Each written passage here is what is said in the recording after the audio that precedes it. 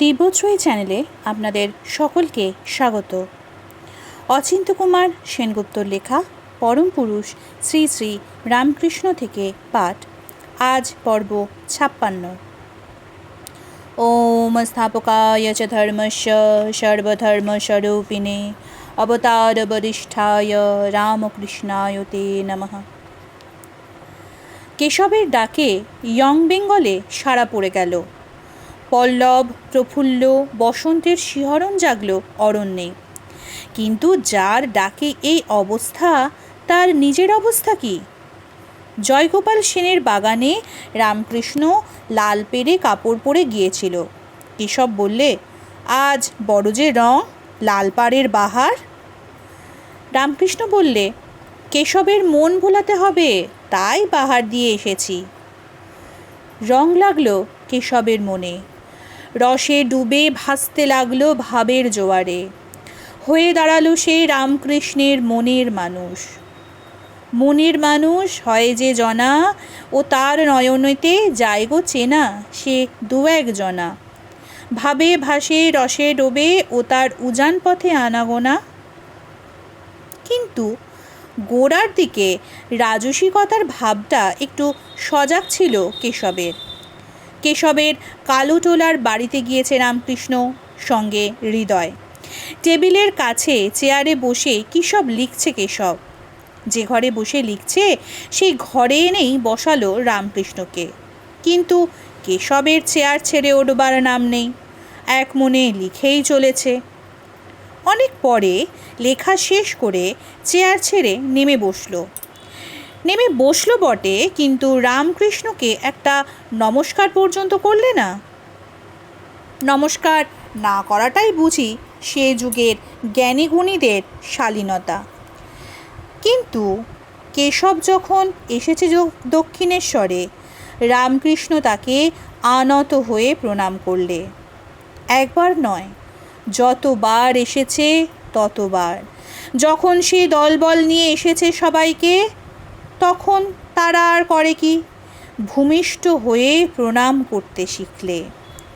কঠিনকে নম্র করে দিলে রামকৃষ্ণ, অভিজাতকে নিরভিমান। রামকৃষ্ণের সমস্ত সাধনাই এই সহজের সাধনা, নিকটের সাধনা, নিকটে পাবার সহজ সাধনা। বললে, যাকে তোমরা ব্রহ্ম বলো তাকেই আমি মা বলি। মা বড় মধুর নাম। আমি ঈশ্বর বুঝি না, আমি আমার মাকে বুঝি, মাকে ডাকি। আর কে আছে না আছে কে জানে। আমি আছি আর আমার মা আছে। ঈশ্বরের ঐশ্বর্যের আমি তত্ত্ব করি। আমার সাধ্য কি? আমার মা আছে, এই আমার পরম ঐশ্বর্য। বিজয়কৃষ্ণ গোস্বামী ব্রাহ্ম সমাজের পদ্ধতি অনুসারে বেদিতে বসে উপাসনা করছে, কিন্তু ঈশ্বরকে ডাকছে মা মা বলে। তুমি তাকে মামা বলে প্রার্থনা করেছিলে। এ খুব ভালো, এ খুব ভালো। বিজয়কৃষ্ণকে বললে রামকৃষ্ণ, কথায় বলে বাপের চেয়ে মায়ের টান বেশি, মায়ের ওপর জোর চলে, বাপের ওপর চলে না।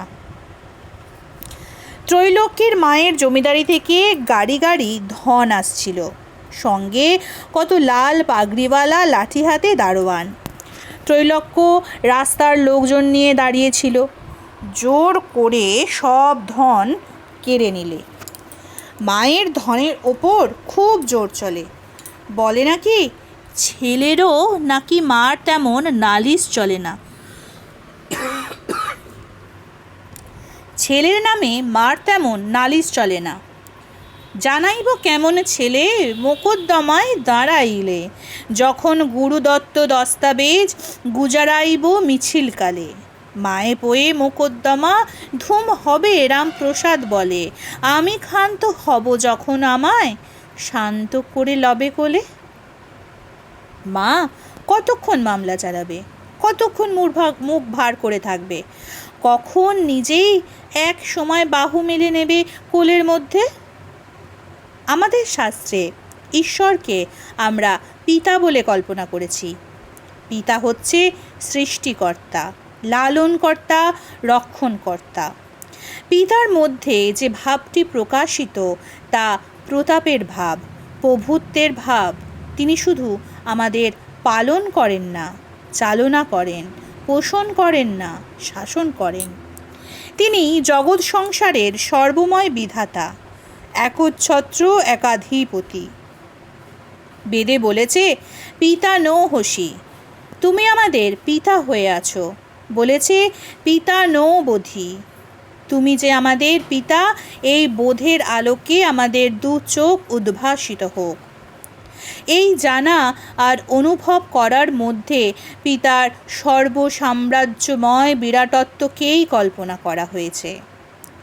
যখনই বলেছে শৃণ্বন্তু বিশ্বে অমৃতস্য পুত্রা, তখন আমরা যার পুত্র সেই আদিত্যবর্ণ পুরুষকে দিব্যধামবাসী একনায়ক সম্রাট বলেই মেনে নিয়েছি। সমস্ত অন্ধকারের পরপারে সেই পিতা ভাস্বর, ভাস্কর। এ ভাবটির মধ্যে যতই মহিমা থাক, কিছুটা যেন ভয় আছে, সম্ভ্রম তো আছেই, হয়তোবা রয়েছে একটু নিষ্ঠুরতা। পিতা আমাদের যতই প্রিয় হন, তার সঙ্গে কোথায় যেন রয়েছে একটু ব্যবধান, কোথায় যেন একটু আড়াল বাঁচিয়ে চলছি, যেন তার চোখে চোখ রেখে মুখোমুখি দাঁড়াতে পারি না, একটু পাশ কাটিয়ে পালিয়ে বেড়াই। যদি বা কখনো কাছে এসে সম্ভ্রমসূচক দূরত্ব বজায় রাখি, কখনো যদি অপরাধ করি, তবে তো আর কথাই নেই, ভয় পাই, শাসনে যেন উদ্যত বজ্র হয়ে আছেন। কিন্তু মা আমাদের কাঙালিনী। আমরা কাঙাল বলে মাও কাঙালিনী সেজেছেন। মার সঙ্গে আমাদের তন্তুমাত্র ব্যবধান নেই লেশমাত্র অন্তরাল। আমরা মার অঙ্গের অঙ্গ বলে তার সঙ্গে আমাদের অন্তহীন অন্তরঙ্গতা। যতই অকিঞ্চন হই, আমরা মার অঞ্চলের নিধি। যতই ধুলোমাটি মাখি, মার অঞ্চলে আমাদের জন্য অবারিত মার্জনা। যদি অপরাধ করি, মাও নিজেকে অপরাধী মনে করেন।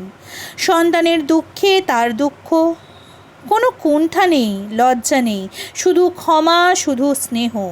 শুধু পুষ্টি দেন না, তুষ্টি দেন। শুধু পিপাসা মেটান না, নিয়ে আসেন পরিতৃপ্তির আস্বাদ।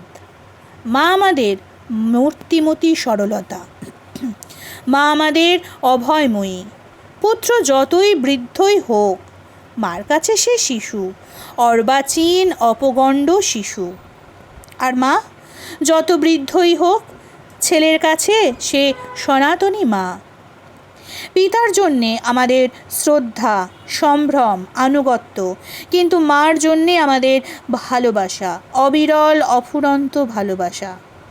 পিতার থেকে আমরা দূরে দূরে থাকি, কিন্তু মা আমাদের একেবারে কোলের মধ্যে টেনে নেন। আর্ত হই, বঞ্চিত হই, পীড়িত হই, পাপলিপ্ত হই, অকুলে মার কোল আছেই। পিতা আমাদের রাজ চক্রবর্তী, মা আমাদের বিশ্বকল্যাণী। দুর্গাচরণ নাগ ঠাকুরের নিদারুণ ভক্ত। অসুখের সময় আমলকি খাবার ইচ্ছা হয়েছিল ঠাকুরের। এমন সময় আমলকি কি কোথাও পাওয়া যায়? জিজ্ঞাসা করলেন ঠাকুর। তখন শ্রাবণ মাস, আমলকির পক্ষে অকাল, কিন্তু ঠাকুরের যখন ইচ্ছে হয়েছে, নিশ্চয়ই কোথাও পাওয়া যাবে আমলকি। দুর্গাচরণ বেরিয়ে পড়ল আমলকি খুঁজতে। বনে বাগানে ঘুরে ঘুরে 3 দিন পরে ঠিক আমলকি নিয়ে এলো। সেই দুর্গাচরণকে শ্রী শ্রীমা কাপড় দিয়েছেন। সেই কাপড় না পরে মাথায় বেঁধে রাখে দুর্গাচরণ, আর আনন্দে ধ্বনি করে, বাপের চেয়ে মা দয়াল, বাপের চেয়ে মা দয়াল। শ্রী শ্রীমার তখন অসুখ, খুব যন্ত্রণা পাচ্ছেন। এক ভক্ত বললে, মা আপনি কত কষ্ট পাচ্ছেন, কষ্টটা আমায় দিন না। মা চমকে উঠলেন। বলো কি ছেলে, মা কখনো ছেলেকে কষ্ট দিতে পারে? ছেলের কষ্ট হলে যে মার আরো বেশি কষ্ট। বিভূতি বলে একটি ছেলে আসতো শ্রীমার কাছে। এলেই পেট ভরে খেয়ে যেত। একদিন তার খাওয়া দেখে তার মা বললে, বিভূতি তো এখানে বেশ খায়, বাড়িতে মাত্র এত কটি খায়। অমনি শ্রীমা বললেন, আমার ছেলেকে তুমি খুঁড়ো না, আমি ভিখারি রমণী, আমার ছেলেদিগকে আমি যা খেতে দিই ছেলেরা আমার তাই আদর করে খায়। চন্দ্রদত্ত উদ্বোধন অফিসের কর্মচারী। একদিন শ্রীমাকে বললে, মা, আপনাকে কত দূর দেশ থেকে কত লোক দর্শন করতে আসে, আপনি তো ঘরের ঠাকুমার মতো পান সাজেন, সুপুরি কাটেন, কখনো বা ঘর ঝাঁট দেন, আপনাকে দেখে আমি তো কিছুই বুঝতে পারি না। মা বললেন, চন্দ্র, তুমি বেশ আছো, আমাকে তোমার বোঝার দরকার নেই। স্বভাবে সহজ, করুণায় কোমল, স্নেহে সীমাহীন, এই আমাদের মাতৃপ্রতিমা। মাকে আমাদের বোঝবার দরকার নেই, ডাকবার দরকার। ডাক শুনে মা যখন ছুটে এসে কোলে নেবেন, তখন সেই স্পর্শেই বুঝতে পারবো, মা এসেছে রে, মা এসেছে।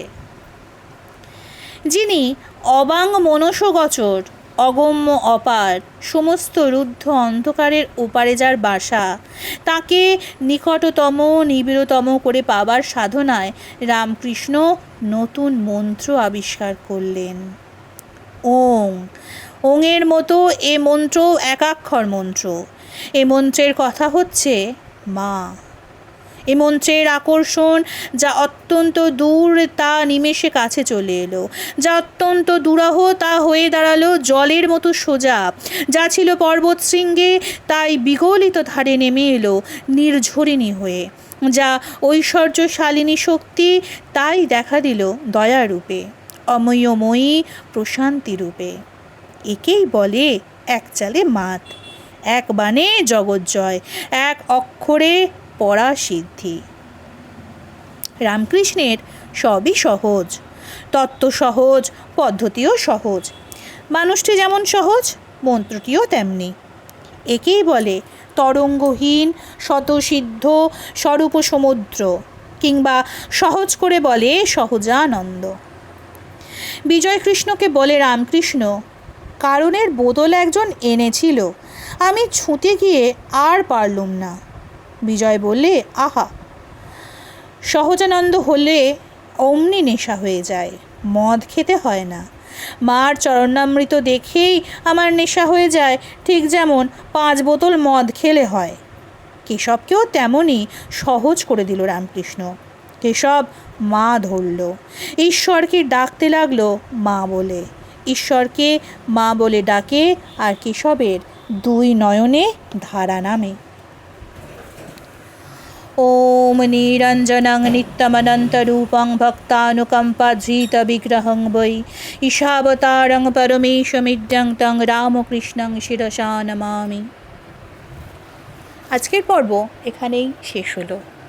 পরবর্তী পর্ব আসবে আগামীকাল। নমস্কার, সুস্থ থাকুন, ভালো থাকুন, সঙ্গে থাকুন।